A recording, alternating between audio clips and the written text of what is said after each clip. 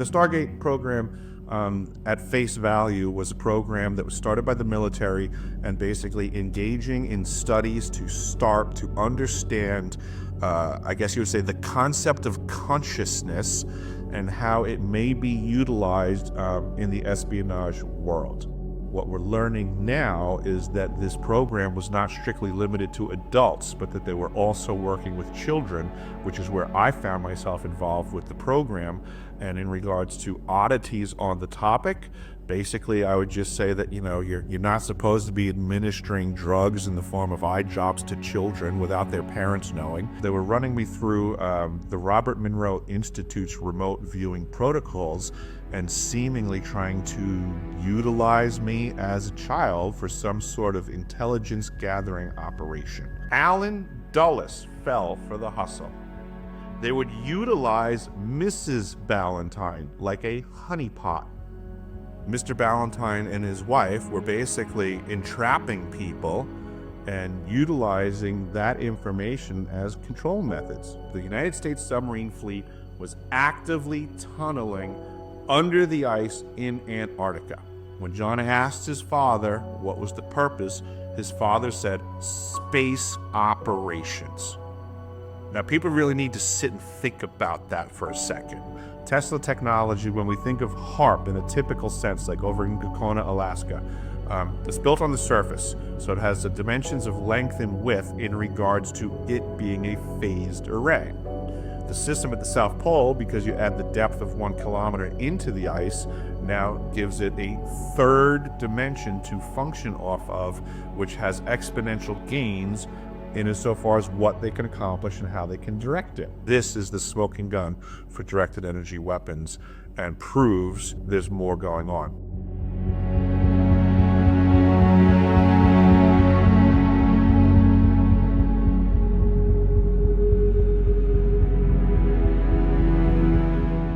My name's Eric Hecker. I currently reside in Alaska. I grew up on Long Island. I had a very peculiar history of nefarious activity with the Stargate program, and I worked my way through the submarine service for a short stint. I made it over to the plumbing world on the Gold Coast of Long Island, which I'm learning and letting people know is, the heart of the military-industrial complex in the U.S. I worked in the homes for these people. I worked in their facilities where they were manufacturing the equipment at.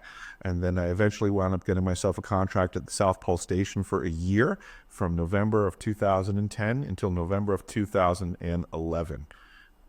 Certainly came across some peculiar stuff while I was present there, but it wasn't until a fistful of years later and doing due diligence to connect the dots that I understood, how peculiar the path was that I've walked in life. The Stargate program, at face value, was a program that was started by the military and basically engaging in studies to start to understand, I guess you would say, the concept of consciousness and how it may be utilized in the espionage world. What we're learning now is that this program was not strictly limited to adults, but that they were also working with children, which is where I found myself involved with the program. And in regards to oddities on the topic, basically I would just say that, you're not supposed to be administering drugs in the form of eye drops to children without their parents knowing. There's a lot of question to be asked exactly what that was. I do now know from research as an adult that what they weren't telling me as a child was they were running me through the Robert Monroe Institute's remote viewing protocols and seemingly trying to utilize me as a child for some sort of intelligence gathering operation or some means of a program, because we've also learned that they tried to take these remote viewing techniques to utilize for communications for people in the submarine service, and I later found myself in the submarine service. So I can't help but think that there was some intention applied to me in my youth. The military knows the product that they need, and we can see in the world around us that they're heavily invested into manufacturing the product that they want. The job that I was assigned in the submarine service was what they call a fire control technician, which is weapon systems to include up to nuclear-tipped weaponry. I think that they start working the system to manufacture the product sooner than we give them credit for currently. There seems to be value, not that I'm supporting this activity, but there seems to be value in traumatizing the psyche of a child to get what they call dissociative identity disorder, and that technically expands the consciousness to give them more to play with. Even what was happening in the school compared to what was going on in other schools was a bit more abusive in day-to-day operations, which, you know, I mean, in my brain, I just took that as normal day-to-day stuff, what other people would consider wholly abusive. But in my experience, I would say that the more aggressive abuse occurred off property. Off the school property at a different facility. I would be removed from my classroom regularly, brought to the library in my school, and then some other facilities, one being the St. Ignatius Retreat House, which was over in an area near Roslyn, Long Island, which has now effectively been wholly removed off the face of the earth, and they're building a community of homes there. The history of this place is very referenceable still, even though now they've wiped this place off the face of the planet. Initially, the property was called Innisfada, which is Gaelic for Long Island, and it was owned by the Brady family, one of the more affluent families in the U.S. when the home was constructed. When the home was constructed, it was the fourth largest residence in the entirety of the United States. The Brady family was supremely connected with the Jesuits, and eventually the property was donated to the Jesuits. All the while, under Brady ownership and Jesuit ownership, the idea was that this property was built and utilized basically for the re-education of the boys of Long Island. And I can assure you that that re-education is not a process that you want your children going through.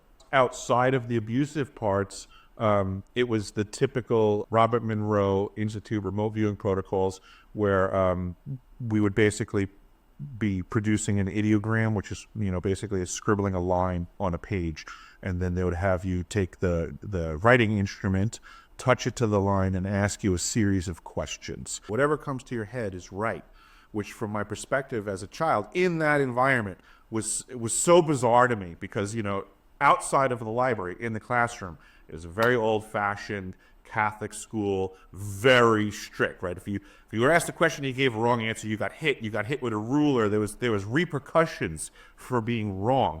But in the library, it was so confusing to me when they would say things like, just say the first thing that comes to your mind. Whatever you say is right.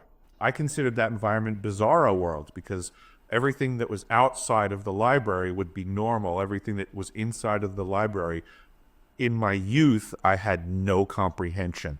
In regards to the eye drops and these sessions, I would there was always like a debrief at the end of whatever we were doing. We would go over stuff, and I always remember trying to expedite that portion so that I could exit the library. When you would exit the library, there was these giant glass windows that faced south, and it must have been the afternoon that the sun was coming in, and I always remember trying to get out there quickly, because I was cognizant that whatever it was that was in the eye drops had a side effect of making everything look yellow, as if you had, yellow lens sunglasses on. And I just thought that was cool. So I would try to expedite getting out there to, reap this positive benefit. Funny fact was that just in my research out in Brooklyn with the producer, he said that he had done some research in regards to me stating this previously, and that there's something to be said about these types of eye drops causing this effect, and it was something to do with blocking out the blue light, that there's a high probability that these eye drops were intended for that, and that gives us some sort of different level of consciousness, that the blue light apparently impedes our ability to either think a certain way or have our consciousness expand a certain way. Again, just a new avenue for me to research, because I still wholly do not know exactly what these eye drops are or what their intended use was. There was a lot of peculiarity with the submarine service. just in general for how it's presented. Because things were peculiar, my intention was to get myself, the term is separated. I was trying to get separated from my contract with the United States Navy. I was approached, or I should say, I was directed by another crew hand who said that there was a Raytheon technician that could help out folks like me, and he was helping him. So I met this Raytheon personnel, and he told me that he could certainly assist in my separation from the Navy if I would take part in what he was working on. So his, I guess you'd say, office was in a sub-level of Building 518, which was definitively a top-secret facility. That's where I was going to school. I had clearance, I had the badging to get there, so it was no problem for me to get to his office. And I went to his office to, work with his project to gain my separation. Upon entering his office, there was when you go to the emergency room and they have the railing mounted to the ceiling and the curtains close around what's normally like the gurney, the bed, right? So there was a brown curtain there. It was lit in there, and the curtains were wrapped around, containing the light from that area. He proceeded to ask me to enter the room, and he opened the curtains. And what I saw was what to me at the time, it looked kind of like a dental chair. It was surrounded by this curtain, and he instructed me to come on in, get in the chair, and we'll get started. I don't recall moving forwards to the chair. I don't recall getting into the chair. I just remember showing up to that room and being given that direction as the curtain was opened. Apparently, I became part of a program that got me out of another program, which is what I've researched and found out, is that once you get yourself caught up in one of these programs, you don't ever really get out. And if you attempt to get out, they will fake an exit door for you, but that exit door is actually an entry into a more nefarious program. There was a time I was at the New London train station, just, going to jump a train, going to head back home to Long Island for the weekend. And there was a much older gentleman who approached me, and he self-identified as the executive officer of the USS Groton, a Los Angeles-class submarine. I knew he was lying. We had been trained about, espionage tactics and, be careful, you have privileged information, you are a target.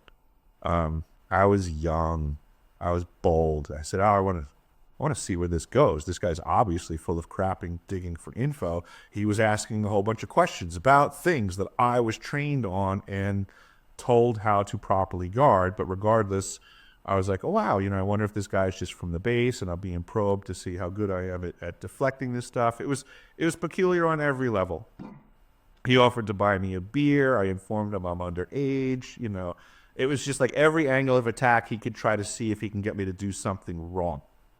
So, long story short, I wound up going for a stroll with this guy as he attempted to pick my brain and I attempted to deflect. And at one point I said to him, I got to get back to the train station. I got a train to catch. We jump in a cab. I remember looking in my watch, getting into that cab, and it should have been a couple of minute ride. When we got to the train station and I went to exit the cab, I went to look at my watch again, and I had lost 20 minutes worth of time. And it freaked me the hell out because it's not a concept in my head that I had ever considered up until that point, but I could not shed that knowledge of what the hell just happened. Like, this is, it's been way more than a few minutes, about 20 minutes more than it should have been. And I exited the cab. I departed from being in the presence of that person and carried on with my life. There wasn't much I could do about it. I never reported the activity because the 20 minutes of lost time freaked me out. If that didn't occur, I probably would have reported it and just said, hey, I got probed at the train station, something fishy. You guys might want to pay more attention over in that area. But now go quite a few years in the future, I find myself, I did plumbing. If you had my phone number and you said you had a leak, I'd say, all right, Mr. Anderson, I'm on my way over. I don't really have control of where I show up. I go to where the customers are. I wind up in Roslyn, Long Island, which my research is showing is pretty much the heart of the American espionage community from way back when George Washington initiated the ball rolling in the creation of the U.S. Here I am in the basement of a customer that calls me to their house, and I'm doing a boiler repair. So I'm in the boiler room, went over the prices with the guy. He agreed. I'm in the middle of making the repair, and having gone through the home, very affluent home, I get down into the basement. This guy literally has like Tesla coils all over his basement. It looks like a science lab in this guy's basement. Now, at this time in my adulthood, I have started connecting some dots. I had start doing some research. It was post 9/11. My brain was turned on to things are not as what we've seen. With that being said, he was standing in the doorway, watching me work and initiating a conversation in regards to all kinds of conspiracy-related things. And we were dialoguing. I was enjoying the conversation. It was a breath of fresh air in that environment in New York at the time that this guy was at least open to these topics. As we started mowing through the topics, it clicked. I was down on a knee on the side of the boiler, and all of a sudden, I looked, and I, at that moment, realized. And he realized that I realized that he was the guy from the train station. Yes. So I got up, and I said, listen. I said, you called me here. I said, I didn't come knocking on your door. I said, what's going on? And he laughed because this was his doing, right? He called me there. I called him out. Effectively, I guess you would say we became friends, for lack of a better term. And I found out the history of who this man was, his family, and their association to the OSS and the CIA. And he proceeded over the course of weeks, months, to start educating me on, I guess you would say, Tesla technology, the CIA, how it was created through the OSS, and his family's association to that process. And I got quite the education. And this all occurred, I would say, just prior to me going to the South Pole Station. It was like I was being read in to have a higher level of understanding before I was going to become privy to more stuff. His name was Toby Circus Ballantyne. He was born on the circus ground. He himself is one of the most famous clowns of the Ringling Brothers and Barnum and Bailey circus, probably only outdone by his father, who was Bill Ballantyne, who was the lead propagandist for the OSS and one of the big hands in transitioning the OSS with the injection of Operation Paperclip Nazis to create what we now know as the CIA. He explained to me that the Ringling Brothers and Barnum and Bailey circus was basically subsidized by the efforts of his father working with the U.S. government under the concept of it being morale boosting. So the federal government proceeded to start paying for the circus during World War II and was, I guess you'd say, a repository for placing people that they don't necessarily want to have in any other place and not have people ask a lot of questions. As an example of that referenceable history, Ringling Brothers and Barnum and Bailey Circus summer property. These used to be traveling circuses, right? But only weather permitting. So where they summered was in an area in Florida known as Venice. This is where the Clown College was that Bill Ballantyne, the father, became the dean of Clown College, where they would teach clowns not agents, the secrets of basically how to work a room. A lot of what clowning is agent skills. So now you can imagine if a crew of clowns came into a room in full regalia, how they could get the attention of everybody in the room and work the crowd. Well, what happens if these same people have the same skills but don't wear the outfits? Are they any less talented, or now can they be put to a different task?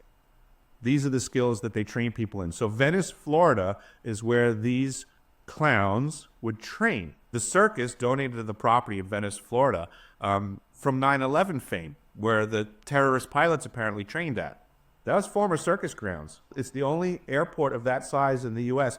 that has no air traffic control tower. People just come and go to their discretion. So all these things, they're all connected. People don't pay attention to the history of stuff, but these are things that, again, in the deciphering of my experience and trying to figure out my past and who I've worked in proximity to, this is one person who straight up was like, listen, here's the deal.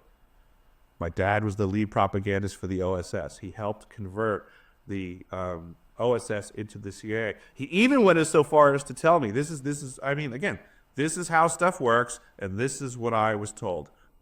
His father was married to a woman in the circus. I cannot remember her name, but she was considered freakishly beautiful. Like, that was her job. Look beautiful in the circus. Put on the fancy outfits. Bill Ballantine was bisexual. This is what his son told me, Toby. They were hustling people. Alan Dulles fell for the hustle. They would utilize Mrs. Ballantine like a honeypot. They would set up the gentleman in a drunken stupor, and then next thing you know, Alan Dulles is getting manipulated by Bill. So they get him caught into a homosexual activity, and next thing you know, they have Alan Dulles with skeletons in the closet. This is the stuff that I was being told was going on, was that Mr. Ballantine and his wife were basically entrapping people and utilizing that information as control methods. Agency activities operating under the false pretense of circus folk. But again, this is the history of the world that most people aren't paying attention to. It's an old school game. Apparently the only thing they transitioned from is now that homosexual activity is not as verboten as it was back then, now they switched the game to pedophilia. But either way, they're going to set you up to have skeletons in your closet so that you're infinitely manipulable in the future. They have to have that level of skeleton in your closet for you to make it that high up in the pyramid, so to say. And now that seems to be a lot more reality than I wish it were. It does appear to be obvious that around us, in our waking state, human trafficking, specific to child trafficking, is a rampant problem that needs to be addressed. A typical day on the ice started out in the morning. We did a stretch for a half an hour, which was good because the environment's very taxing. Obviously cold weather, super low oxygen content, and 0% humidity. It's very challenging for your body. You have to be very careful when you're working. It's very easy to tear your skin. Your skin becomes like tissue paper, and it does not heal quickly. So you have to learn new ways of doing things, be more patient. And for the most part, we spent our time, making repairs, doing preventative maintenance, and we would joke around saying how boring it is. But then we would also joke around how we have the most boring job in the world that's broken up by moments of sheer terror, which would be when the alarms would go off, because things would break. And in that environment, Mother Nature would basically put a crack in the dam of your safety, your life support systems. That crack in the dam is going to widen fast unless you do something about it and start taking down more life support systems. So when those alarms went off, things got very serious very quickly, and we would have to attend to, was it a fire situation? Was it a power loss situation? Was it a compromise to our primary water supply? What do we have to do to get this back up and running as fast as humanly possible. And I was the guy. So, I mean, a lot of people bust my chops and say, oh, he's just some dumb plumber and he's just some dumb fireman. But that couldn't be farther from the truth. The reason that I was at the South Pole Station in that dual role capacity, quite frankly, is because I'm really awesome at what I do. And it takes a lot of intelligence to be in that environment and mitigate the problem rapidly before 49 people die. If not for what we call Facilities Engineering, Maintenance, and Construction, the FEMC department. The FEMC department is the brains of the South Pole Station. They're the ones that can work in those harsh conditions and overcome the forces of Mother Nature in an environment where she is already predetermined. She wants everything to be dead. Overcoming that intention is the challenge of being at the South Pole Station. Was there scuttlebutt going on in the chow hall that was interesting? Yeah, absolutely. Head surgeon that we had for my winter season, a gentleman by the name of James Borden, held the record for being the oldest person to ever winter at the South Pole Station. He was a very interesting character because I was always walking in and hearing him discuss his past. He was formerly a pilot for the CIA and a surgeon, and he would always be telling stories about his activities in Laos and Cambodia and all the different shenanigans going on. I believe he was probably a Mac V SOG guy. And he'd be telling these stories, and I would always just walk up and I'd go, Doc, we never admitted that we were in Laos and Cambodia. I'm like, I don't think you're supposed to be talking about this stuff to the general public. And he would just look at me and go, what are they going to do? Make me winter over at the South Pole Station? And then we would joke around, too, in the grand scheme of, the big picture and all the accusations about Antarctica and peculiarity. I will say that I had the wherewithal going into the facility, knowing that I was hired by Raytheon, that things were going to be weird. Keep your head on a swivel, keep your head down, but absorb, pay attention, be like a sponge. But in regards to, I would say, going from suspicion to knowing something was rotten in the state of Denmark, so to say, was when I came across the ELF system being active. I was engaged in a repair, the replacement of a pump.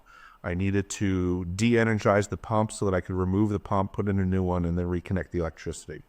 When I went to the panel to disengage the power, things weren't really in the positions that they were labeled, so I was not confident that I was going to be de-energizing the right piece of equipment. And because this pump was for some really crazy fuel, I mean, fire is a concern. So I went through my chain of command to get confirmation as to what circuits were what. And in that process, I became privy to the fact that the ELF system that I was told was defunct and de-energized was actually up and running perfectly fine. So at that point was the line in the sand where I went from suspicion to, oh, this place is absolutely operating under false pretenses. The ELF at face value is something used for submarine communications, best case scenario. But what I'm learning is that there's other applications and that there's a high probability that it has, besides the covert aspect of submarine communications, which is questionable in regards to the Antarctic Treaty and military activities, the shades of gray there, which is probably first and foremost why they don't discuss it. But then in regards to contemporary weapons of warfare and directed energy weapons systems, there are things to be considering for that as well. My primary concern and understanding at the time was knowing that this system would consist of an antenna embedded in the ice that would cover miles of developed length of linear feet, and that there's a high probability that we, the crew, were simply riding on top of this antenna, and that it most certainly would be negatively impacting the personnel in proximity, which is probably also why they don't want to discuss why it's on. It would be years later that I discovered that the IceCube neutrino detector was not simply a passive device for observing neutrino reactions, that it has the ability to transmit, which is a document that I came across. I have it posted at my website. It's called the DOMS document. It's in the archives section. This is the smoking gun for directed energy weapons, and proves there's more going on. The DOM document states very clearly that each of the DOMs, which there are 5,160 of them, this is what makes it a phased array, can transmit at up to 2,047 volts each. So it is technically the world's largest phased array transmitter, and it's slated to be increased in 10 times its size. People have to really ask, what really is going on at face value, right? If they're saying that it's simply detecting neutrinos for the purposes of science, what's the return on investment for the money invested so far? Was it worth it? What's the price per neutrino detected? And is it worth making it 10 times bigger? What do we, the people, actually get out of investing in this for what it's supposed to be? Basically, it's a building on top of the ice that they run a lot of wiring and cabling out to embed in the ice. The domes are about the size of a basketball. So it's called the ice cube for a reason, because it's 1 kilometer by 1 kilometer by 1 kilometer, hence the cube portion. It's a massive array embedded in the ice. They basically bore down in the ice, making, a column that they remove the ice from by melting the ice with hot water. That's all it takes. Hot water, you melt the ice. For the regular folk out there, is they always talk about how hard it is to get down in the ice. That's just a bold-faced lie. The only thing you need to do is pour water on the ice and watch it recede. The ice is minus 60 degrees. You pour water on it at 40 degrees, and you can watch it just go away. It's an activity that I've been involved with. So they basically remove the ice. They drop down a steel cable with the domes connected to it, and then they refill that space with water that freezes again, and now effectively this system is impregnated in the ice, and it has 3-dimensional capacity. So Tesla technology, when we think of HARP in a typical sense, like over in Gakona, Alaska, it's built on the surface, so it has the dimensions of length and width in regards to it being a phased array. The system at the South Pole, because you add the depth of 1 kilometer into the ice, now gives it a 3rd dimension to function off of, which has exponential gains in as so far as what they can accomplish and how they can direct it. At the very least for earthquakes and or weather manipulation, and that seems to be observable in the world around us. I took this document along with my experiences and some other maps and things like that, and when I went to Washington, D.C. in June of 2023, this is what I laid at the feet of both the Senate Intelligence Committee and ARROW. We spoke in depth about what's going on with directed energy weapons at the South Pole Station. They thanked me for my testimony. They understood, appreciated it. They said it was going to be put into the National Archives and expedited to Congress, is what they told me. At that time, I had an appreciation for their appreciation and thought that they were going to do something with it. I had hoped that we would have seen some sort of grander activity down on the ice to engage shutting down such systems. But I appreciate that even if that was their intention, it might be more challenging than I had hoped, because at the end of the conversation, we basically, I should say at the end of the testimony, we got into conversation. They, appreciating what I just shared with them, said to me, it's obvious that there are rogue factions with access to technology that are operating without the oversight of the American government and just, doing whatever they want to do. And the conversation was basically, what do we all think should be done about this? I was straight up pushing for go invade the South Pole, send in the troops, shut that thing down. What's the holdup? I'm still waiting to see some sort of positive activity, I guess you would say, by what we consider conventional forces, against these rogue factions that are wielding way more advanced technology. No one seems to know exactly who's doing the dastardly deeds. What we do know, at the very least, is that the National Science Foundation keeps giving checks to military industrial corporation, weapons manufacturers, keep getting the contract to provide the contract for life support systems, right? Firefighters, plumbers, culinary crew, janitors, right? There's other companies that provide those services that don't make weapons, right? Why did the weapons manufacturers keep getting contracts for janitorial teams and culinary teams and maintenance teams. I mean, what does weaponry seem to be the common denominator for whoever gets the contracts? Raytheon was there, the Navy was there, now Lockheed Martin was there.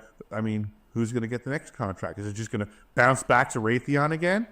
You know, they're just going to keep passing it back and forth. And who are these military industrial contractors that seem to have the power to keep gleaning these contracts? You know, who's involved in these conversations? You know, I don't know who's running it, but there has to be some sort of a paper trail of communications to who is running it. I mean, we have to put effort into this stuff. Oftentimes people ask me, because they say, Eric, what you're suggesting indicates that there has to be a greater amount of power available. To which I wholly agree. I do not believe that the CAT generators that we were using for our regular primary power source can take this load. So in my research, I've had the benefit of meeting John Warner IV. You've met this person. He's a very interesting person. He's very informed. He's done a lot of research. His father was formerly the Secretary of the Navy, which would put Operation Deep Freeze under his purview during his time in that role. John loves his father. John really believes that his father was up to good and against bad. John and I had very amicable conversations, and I'm sure John has no problem with me saying this, but I have suggested to him, John, maybe you don't have your dad as dialed in as you thought. And he, I don't want to think that way, but I can't, I don't like to think that way, but maybe you're right. But in these conversations that John and I have had, he stated that before his father passed away, John, obviously interested in the topic, said to Dad, Dad, what's with all the Navy activity going on down in Antarctica? What's with submarines? I know there's a lot of secrecy. His father told him the United States submarine fleet was actively tunneling under the ice in Antarctica. When John asked his father what was the purpose, his father said, space operations. Now, people really need to sit and think about that for a second. How do you connect the United States Navy to space operations through Antarctica? I will apply extrapolation from my experience. Can I prove this? All is doing exactly this? No. But it is referenceable that this absolutely could be going on from everything else we do know. Okay? So we have United States Navy submarines under the ice in Antarctica, as told to us by the former Secretary of the Navy. We have my experience at the South Pole Station showing that it's very easy to bore from 9,300 feet of elevation down the ice all the way down to the bottom, which is where the submarines could be now. In my time in the United States Navy, I was taught that the Los Angeles class submarines, all Navy submarines are nuclear powered. One of the things they state, the purpose of a nuclear submarine, is that heaven forbid there's a power outage in the United States of America. We could just simply pull a submarine up off the coast, connect that cable, and provide them power. How come we've never seen that occur? I mean, there was a power outage in the greater northeast U.S. shortly after 9/11. How come they just didn't pull a submarine up and give them the power they needed? But with that being said, since a submarine could power a whole city and get underneath the ice in Antarctica, for which the ice could be drilled and connected, I would suggest that there's a high likelihood that the submarine activity in Antarctica would be for powering facilities that are not on the radar. It's not that it's not happening, right? They tell us in the design aspect and the list of functions that is possible. What they're not telling us is when they are doing it and where. Right? So let's just look at the big picture possibility also, right? A lot of people look at the bottom of our oceans. So wouldn't it also be possible if they could provide this service for facilities in Antarctica? Is it impossible to consider that there might be facilities at the bottom of the ocean that also need rotating power supplies? 70% of our planet's covered in water. I happen to know there's problems at the South Pole Station. So now if we're just two gentlemen thinking about where might other facilities be on the planet that they're not telling us about on this planet that's covered 70% in water, and all nations seem to be building submarines at a furious pace we've never seen before. How about we start discussing what's going on in the bottom of the oceans and who controls that environment? Because if I remember correctly, once you leave the coastline of every nation and you get out into the middle of the seas of the planet, there's no laws out there. And what we're learning is that when technology or anything is unbeknownst to we the people, it's wholly unregulated. It's really unregulated in areas where, similar to the Antarctic Treaty, out in the oceans, everybody's already agreed to lawlessness out there. Every rogue faction and or known nation state is pretty much given carte blanche to do whatever they want out there. Is anybody asking any questions about that activity? The United States Submarine Service has a program called Cormorant, which is a drone that can be deployed from a submerged submarine and brought back in a submerged state. That would, I mean, by definition, be a USO. It's just that now they're talking about it contemporarily. What if the program's been going on for 30 years? So all of a sudden this thing just shoots up out of the water, flies around, does things that no manned aircraft could do. Yeah, because it's a drone. There's no man in it, so it can cut different angles and things like that. So we have to change our perspective in time and space and presentation and realize that these programs have been around our entire lives. And they're playing games, right? So let's look at Operation Cormorant with this type of thing popping out of the water. If this was happening 40 years ago, right? And all of a sudden some guy in a boat says, man, I saw this thing come out of the water. It looked damn kind of weird, like a cormorant bird, which the thing does. Like, it's a very peculiar alien-looking shaped vessel. It doesn't really look like man-made aerodynamics that we're familiar with even today. So we'll go back 30, 40 years. We'll say this thing pops up out of a Los Angeles-class submarine. Some fisherman sees it, right? And goes, oh, my God, I saw a UFO. Well, the way the government would respond would be they'd send over fine old Richard Doty to convince him he's right. Yep, that was a UFO. Wow, it's amazing that you saw a UFO. There's literally people paid to do that activity, to convince people that what is actually man-made is not. They say tic-tac. Why don't they just say submarine-shaped? You know, because they're playing with words, they're controlling the narrative, and they're very specific about the vernacular that they're throwing out there and investing in. You know, like you said, that there seems to be these groups. Like this is what I'm learning in the disclosure community, right? Is that I'm trying to put information out there, and I'm just seeing forces line up against me, trying to control the narrative on the topic of Antarctica. You know, I come out, I bring a verifiable, actionable intelligence. I bring it as far as Washington, D.C. I bring it to the community. For years, I attempt to make this information public and get people on this conversation. And I consistently get folks like Linda Moulton Howe, Brad Olson, Dr. Sala, who are like, oh, but wait, we have an anonymous whistleblower that said that there's cities under the ice and massive bismuth doors. And it's like, got any proof? Like, why are you trying to keep changing the subject? That's the way I look at it. Why does people keep trying to change the subject, control the narrative, and focus the attention of all of the people in the wrong direction? This is how the circus works. You have a ringmaster. He lights up and says, look over here, while the other rings are preparing for the next act. And all I keep seeing in the disclosure commodity is that the next act keeps being presented with no substance. But they keep that light on so that the people are focused on the non-substance. I've been thinking, like, I'm sure you've probably heard this before in the disclosure commodity, right? You hear people, podcasters and stuff, they say, you know, Eric, I think you're being a little bit harsh. I'm just a podcaster. I like to put all of the information out there and leave it for the viewer to decide. I find that reprehensible activity. I find it irresponsible. It's irresponsible and rather cowardly.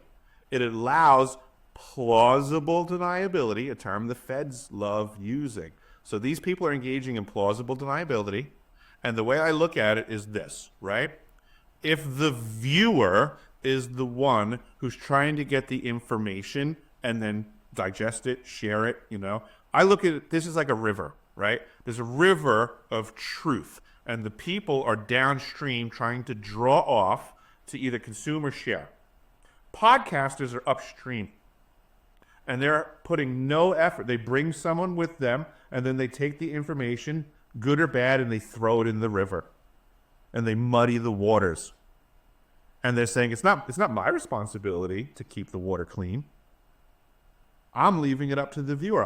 I have no idea who this person is that I brought over with a bucket to throw in the river. I'm giving them no royal nod. I'm putting zero effort in. I'm leaving it to the viewer. Well, we the people need to attack those people. Because if you're telling me that you think it's easier to have to filter the mud out of the water downstream than it is to prevent the mud from going in, I'm going to tell you again, you don't understand that plumbers are smarter than you. Because this is just simple stuff. If you can keep the dirt out of the water first, then you don't have to put in the effort in. So this is simply an ounce of prevention is worth a pound of cure. We, the people, need to work together to challenge the podcasters to do their job. Stop pretending like you're a journalist and just going on the pros list and not the cons list. Journalists have some level of integrity that they put their name on something and a stamp of approval saying, I have done some work. I believe this information to be true. Doesn't mean they're always right, but you know what? At least when they're wrong, they have to come back and make an apology or an edit or a correction. But now we have all of these people that are just dumping everything into the stream and operating with this, well, don't blame. It's up to the viewer to decide. That's fucked up. It's the same game being played, but the tools in the playing field have changed. You think the factions that put Doty to task are still going door to door? You think they're not invested in the internet? You think they don't step up podcasters to cause the exact same confusion? To lead people in the... I mean, all Doty was doing was trying to convince people on a one-to-one level that the United States government does not have this technology, it's UFOs. You think they're not going to invest their money better now? You think they're not going to get one person to get more people's attention than one person? You think they're not going to step up a podcast that they can invest in heavily to get the most amount of people to pay attention to their disinformation game? I mean, this is ridiculous. The fact that you and I are having this conversation, which seems to be ahead of the curve, I mean, how many more people are willing to engage this conversation and realize that disclosure is a sham? It's a total sham. It's a completely controlled narrative. They set up an agent on one side and call it a margin. They set up an agent on the other side. It's a different margin. As long as they can get everybody to discuss the bullshit between those two margins, they have effectively controlled the conversation. It's the people discussing outside of the margins that will immediately be attacked and not allowed to have their information ever inserted between the margins for the consideration of the masses. It is so obvious, it's ridiculous at this point. Lou Elizondo is self-titled the Czar of Torture. To me, that sounds like something like an SS officer would be in a concentration camp. And we wouldn't think good of this person. But here we have a guy that's literally doing the exact same activity, but with a different uniform on, so he gets a pass. Now all of a sudden he's not a horrible human being like a Nazi, but now we're also supposed to trust that this person is somehow changed their ways. He was a counterintelligence guy by definition. He was a torturer by definition. So this is a human being that will compromise his morals to a level Most people never would. So now people go, he wouldn't be doing that now. He wouldn't be compromising his morals for money today?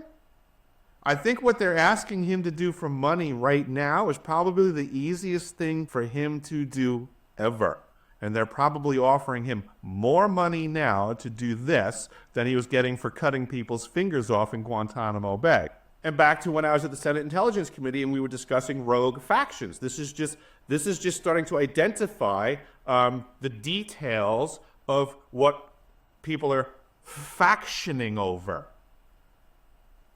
You know, he will have the Gnostic faction. He will have the OTO faction. He will have the Patriots for America faction. He will have we just have all these different factions that are wielding technologies that the average person doesn't know. There's a massive battle going on between these factions and control of the masses. That's what we're caught in the throes of. That's the big conversation that the Richard Doty-like folks of today are doing due diligence to keep off of the lips and the minds of the regular people. I'll be hosting a live event February 15th in Sydney, Australia.